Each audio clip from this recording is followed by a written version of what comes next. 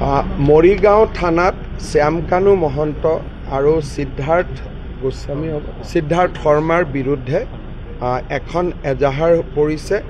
অসম পুলিচে এজাহাৰখন ৰেজিষ্টাৰ কৰিছে আৰু তদন্ত নিশ্চিতভাৱে হ'ব। যিহেতু FIR হৈছে, আমি তদন্তৰ আওতাত শ্যামকানু মহন্তও আহিব, সিদ্ধাৰ্থ গোস্বামীও আহিব, সিদ্ধাৰ্থ শৰ্মাও আহিব আৰু ছিংগাপুৰৰ যিসকল লোক শেষ সময়ত জুবিন গাৰ্গৰ লগত আছিলে তেওঁলোকো তদন্তৰ আওতাত আহিব।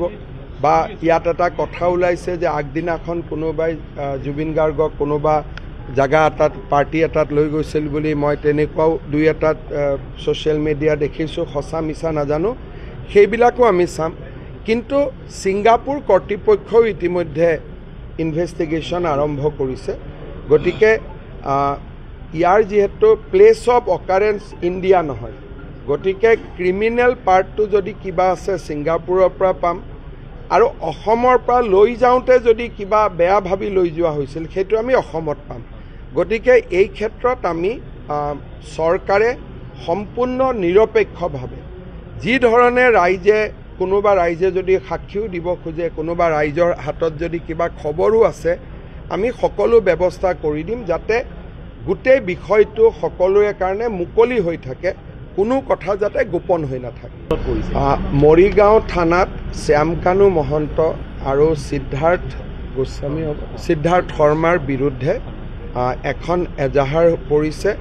অসম পুলিচে এজাহাৰখন ৰেজিষ্টাৰ কৰিছে আৰু তদন্ত নিশ্চিতভাৱে হ'ব। যিহেতু FIR হৈছে, আমি তদন্তৰ আওতাত শ্যামকানু মহন্তও আহিব, সিদ্ধাৰ্থ গোস্বামীও আহিব, সিদ্ধাৰ্থ শৰ্মাও আহিব আৰু ছিংগাপুৰৰ যিসকল লোক শেষ সময়ত জুবিন গাৰ্গৰ লগত আছিলে তেওঁলোকো তদন্তৰ আওতাত আহিব। বা ইয়াত এটা কথা ওলাইছে যে আগদিনাখন কোনোবাই জুবিন গাৰ্গক কোনোবা জাগা এটাত পাৰ্টি এটাত লৈ গৈছিল বুলি মই তেনেকুৱাও দুই এটাত ছ'চিয়েল মিডিয়া দেখিছোঁ, সঁচা মিছা নাজানো, সেইবিলাকো আমি চাম। কিন্তু ছিংগাপুৰ কৰ্তৃপক্ষও ইতিমধ্যে ইনভেষ্টিগেশ্যন আৰম্ভ কৰিছে। গতিকে ইয়াৰ যিহেতু প্লেচ অফ অকাৰেঞ্চ ইণ্ডিয়া নহয়, গতিকে ক্ৰিমিনেল পাৰ্টটো যদি কিবা আছে ছিংগাপুৰৰ পৰা পাম আৰু অসমৰ পৰা লৈ যাওঁতে যদি কিবা বেয়া ভাবি লৈ যোৱা হৈছিল সেইটো আমি অসমত পাম।